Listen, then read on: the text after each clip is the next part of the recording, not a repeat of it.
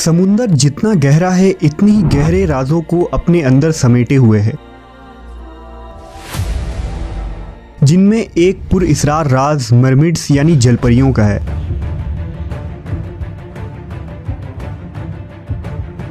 आधा जिस्म इंसान का और आधा मछली का। ये महज एक अफसाना है या हकीकत में भी कोई ऐसी मखलूक एग्जिस्ट करती है जो समुंदर के गहराइयों में छुपी है। इस वीडियो में हम उस पुरअसरार मखलूक की हकीकत जानेंगे। दरअसल समुंदर या ओशियंस हमारी ज़मीन का 71% हिस्से पर फैला एक वसी दुनिया है, जिसका सिर्फ 5% हिस्सा ही इंसानों ने दरियाफ्त किया है और बाकी 95% अभी डिस्कवर होना बाकी है। समुंदर की गहराइयों में लाखों हैवानात आज भी ऐसे हैं जिन्हें इंसानों ने नहीं देखा, जहां पहुंचना भी हमारे लिए नामुमकिन है। ज़माने कदीम से ही लोगों का मानना था कि उन गहराइयों में जलपरियां नामी मखलूक होती हैं। कदीम दौर के हर तहजीब और कौमों में इस आबी मखलूक का जिक्र मिलता है। यूनान की तारीखी किताबों में एक ऐसी ही अजीबोगरीब मखलूक का जिक्र तफसील के साथ मिलता है। यूनानी ज़बान में उन्हें सायरन कहा जाता है, जिसके मुताबिक सायरन एक ख़ास किस्म की मखलूक थी जिसका जिस्म खूबसूरत औरतों की जैसा होता था, लेकिन उनके जिस्म पर पंख होते थे। ये समुंदर के दरमियान पाए जाने वाले चट्टानों पर रहती थी।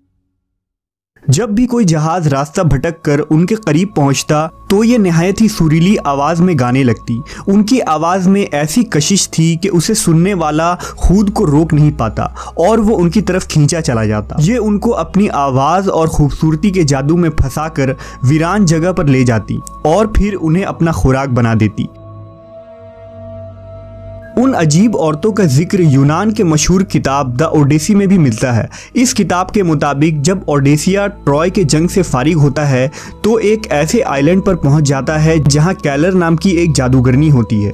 ये जादूगरनी ओडेसियस से कहती है कि अगर तुम समुंदर के इन इलाकों पर जाओ तो अपने और अपने साथियों के कान में मोम डाल देना, क्योंकि समुंदर के उन जगहों पर कुछ ऐसी हसीन बलाएं रहती हैं जो मर्दों को अपने आवाज़ के जादू में फंसाकर मार देती हैं। ओडेसियस ऐसा ही करता है और अपने तमाम साथियों के कान में मोम भर देता है, लेकिन वो ये जानना चाहता है कि ये आवाज़ें कैसी होती थी, इसलिए वो अपने कान में मोम नहीं डालता। वो खुद को रस्सियों के जरिए जहाज में बांध लेता है और अपने साथियों से कहता है कि वो कितना भी चीखे चिल्लाए उसे आज़ाद ना किया जाए जब तक कि वो समुंदर के उस इलाके को पार ना कर ले।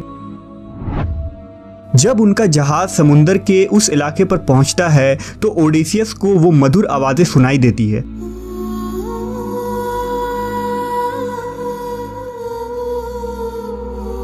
वो आवाज़ें इंतहाई नशीले अंदाज में ओडेसियस को अपनी तरफ बुला रही थी।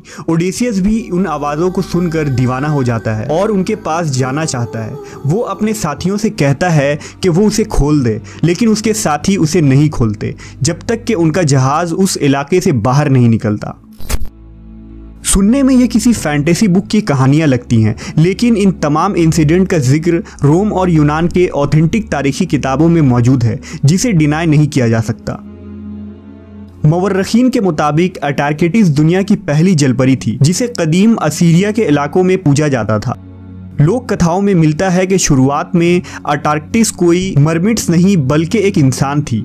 वो एक बेहद ताकतवर पुजारन थी जो एक आम इंसान की मोहब्बत में पड़ जाती है। जब वो उसके साथ जिनसी ताल्लुक बनाती है तो वो आदमी अटार्किटिस की ताकत और कुव्वत को झेल ना पाता है और वो मर जाता है।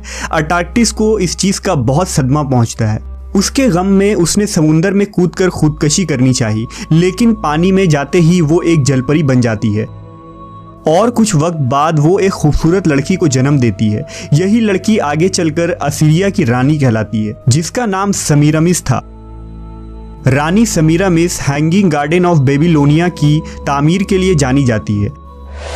इसी तरह अफ्रीका, चीन, रूस, जापान और हिंदुस्तानी इलाकों के कदीम तारीखी किताबों और मिथ्स में मरमिड्स से रिलेटेड मुख्तलिफ कहानियाँ मिलती हैं। साहली इलाकों में रहने वाले और कश्तियाँ चलाने वाले लोगों के नज़दीक भी जलपरियाँ की बहुत सारे अफसाने मशहूर हैं और वो इस मखलूक के वजूद को यकीनी तौर पर मानते हैं। उन्होंने उन मरमिड्स को अपने आँखों से देखने का दावा भी किया है। उन मल्लाहों में एक बड़ा नाम 19वीं सदी के एक मशहूर शख्सियत क्रिस्टोफर कोलंबस का है।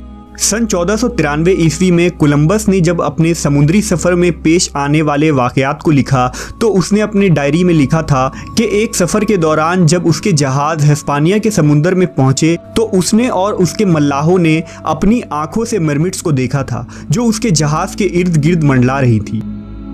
साइंटिस्ट ने इसे सिर्फ कोलंबस का धोखा करार दिया और कहा कि चूंकि कोलंबस कई दिनों से सोया नहीं था और एक लंबे सफर की वजह से थक चुका था, लिहाजा उससे सिर्फ हेलुसिनेशन हुआ होगा।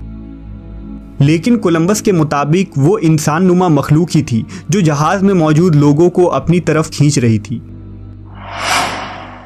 जुलाई 1842 ईस्वी में अमेरिका के न्यूयॉर्क शहर में ब्रिटिश लाइसेंस नेचर के मेंबर डॉक्टर जे ग्रिफिन ने यह दावा किया कि उनके पास जलपरी के होने का पक्का सबूत है जो उन्हें पैसिफिक ओशियंस में मौजूद फिजा आइलैंड पर मिला था। जब उन्होंने इसे साइंटिस्ट को दिखाया तो वो एक कंकाल था। इस मरमिड्स के कंकाल को म्यूजियम में रखा गया था और इस कंकाल को फिजी मरमिड्स का नाम दिया गया। इस कंकाल को देखकर साफ पता चलता है कि यह किसी जलपरी का कंकाल है, लेकिन 1856 ईस्वी में इस म्यूजियम में आग लगने की वजह से वहां मौजूद सारी चीज़ें जलकर राख हो गईं। लेकिन इस मरमिड्स की कंकाल की तस्वीर आज भी इंटरनेट पर मौजूद है, जो कि इस बात का सबूत है कि जलपरियां सच में होती थी। इस तरह जापान के लोक कथाओं में मिंग्यो नाम के समुद्री हैवान का जिक्र मिलता है जिसका धड़ मछली का और चेहरा औरत का होता है। उसे लेकर जापानी लोगों का ये मानना था कि अगर ये मरमिड्स आपको मिल जाती है और आप इसे खा लेते हैं तो खाने वाला फिर से जवान हो जाएगा और उसकी उम्र भी काफ़ी लंबी हो जाएगी। इसी तरह चीन में मॉमी वाटर नामी मखलूक भी मशहूर है। आयरलैंड में हरी बालों वाली जलपरियों की कहानियाँ मशहूर हैं और रूस में रूसलाका वहाँ की मजहबी किताबों में मिलती है। मरमिड्स के मुतालिक इंसानों की दिलचस्पी हर ज़माने में बढ़ती रही है। इसका सबूत साल 2013 में एनिमल प्लैनेट के जरिए बनाई गई मरमिड्स द बॉडी फाउंड डॉक्यूमेंट्री है जिसे करीब 40 लाख लोगों ने देखा। इस्लाम में भी इंसानों के अलावा दूसरे मखलूकात का जिक्र कुरान मजीद में मिलता है। अल्लाह की बेशुमार मखलूक में से एक मखलूक जिन्नात भी है। जिस तरह इंसान में मर्द और औरत होते हैं, इसी तरह से जिन्नात में भी मर्द औरत होते हैं और ये इंसानों की तरह शादी भी करते हैं। जिन्नात का जिक्र कुरान और हदीस में मौजूद है। दरअसल जिन्नी कोई अलग मखलूक नहीं बल्कि आम जिन्नी और परी में वही फ़र्क है जैसे एक आम दराज गोश और अरबी नस्ल घोड़े में फ़र्क होता है। एक आम जिन्नी के पर नहीं होते जबकि परी के पर भी होते हैं। इस्लामी तारीख में एक बड़ा नाम शेख मोहिउद्दीन इब्न अरबी का है। इब्न अरबी ने अपनी किताब फतुहाते मक्का में ऐसे मखलूक का जिक्र किया है जो समुंदर की गहराइयों में रहते हैं। वो लिखते हैं कि उनमें से कुछ पानी में हैं और अल्लाह की इबादत करते हैं, लेकिन किसी ने उन्हें नहीं देखा है। इसी तरह 13वीं सदी के एक सूफ़ी मौलाना शमसुद्दीन के बारे में मशहूर है कि वो समुंदर के गहराइयों में एक आबी मखलूक से मुलाकात करने जाते थे। उन्होंने खुद अपनी किताब में इन जलपरियों का जिक्र किया है जो समुंदर में रहती हैं और जिन्हें उन्होंने कई दफ़ा देखा है। 7वीं सदी हिजरी में लिखी गई मशहूर किताब हयातुल हैवान में कमालुद्दीन दमीरी रहमतुल्लाह अलैह ने लिखा कि जलपरी हमारे जैसे इंसान के मुशाबा होते हैं, फ़र्क सिर्फ ये है कि पानी के इंसान के दुम होते हैं। इसी तरह शेख कज़वीनी रहमतुल्लाह अलैह ने अजाइबुल मखलूकात में कहा है कि एक मरतबा पानी का आदमी हमारे बादशाह के ज़माने में समुंदर से निकल आया था। जब उस जलपरी को बादशाह के दरबार में लाया गया, लिहाजा बादशाह ने पानी के उस मखलूक से एक आदमी की शादी कर दी। इस औरत से एक लड़का भी पैदा हुआ जो माँ बाप की गुफ्तगू को समझ लेता था। इब्ने अशत ने इन जलपरियों के मुतालिक लिखा कि ये बहरे रोम की मछलियां हैं जो औरतों से मुशाबा होती हैं, जिनकी बाल सीधे और रंग गुंदुमी होता है। ये मछलियां गुफ्तगू भी करती हैं, लेकिन उनकी गुफ्तगू समझ से बालतर है। नेज़ ये मछलियां हंसती और कहकहा भी मारती हैं। तो क्या मरमिड्स के मुतालिक होने वाले तमाम वाक़यात महज अफसाना हैं? क्या जिन मल्लाहों और जहाज़रानों ने मरमिड्स को देखा वो उनके नज़र का धोखा था? क्या समुंदर की गहराइयों में फ्यूचर में भी ऐसी कोई मखलूक डिस्कवर हो सकती है? आप अपनी राय इस बारे में कमेंट सेक्शन में ज़रूर दीजिए।